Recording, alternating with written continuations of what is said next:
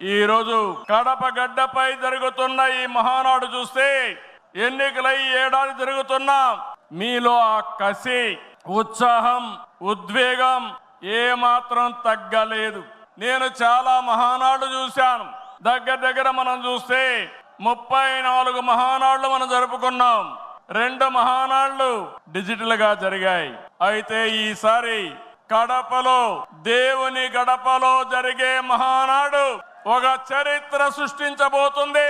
సువర్ణాక్షరాలతో ఆంధ్రదేశ రాష్ట్ర ఆర్థిక పరిస్థితి ఒక దిశ నిర్దేశిస్తుందని చెప్పి తెలియజేసుకున్నా. ఈరోజు చల్లని వాతావరణం. అన్ని మహానాడులంటే చాలా వేడివేడిగా ఉండేది, ఎండలు ఎక్కువ ఉండేటివి. ఒక ప్రశాంతమైన వాతావరణంలో, ఆహ్లాదకరమైన వాతావరణంలో ఈరోజు కడపలో మహానాడు జరుగుతా ఉంది. ఉమ్మడి కడప జిల్లాలో 10 స్థానాలకు గాను 7 స్థానాలు గెలిచాం. మన సత్తా చాటాం.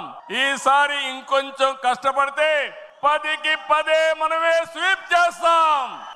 రాయలసీమ ప్రజలు అద్భుత చైతన్యంతో ఈసారి ఇచ్చిన తీర్పును గౌరవిస్తూ వారికి ధన్యవాదాలు తెలపడానికి కడపలో మహానాడు పెట్టాలని నిర్ణయించాం. ఈ మహానాడును మీరు చూస్తే బ్రహ్మాండంగా చేసిన నాయకులకు, కార్యకర్తలకు మనస్ఫూర్తిగా అభినందనలు, కృతజ్ఞతలు.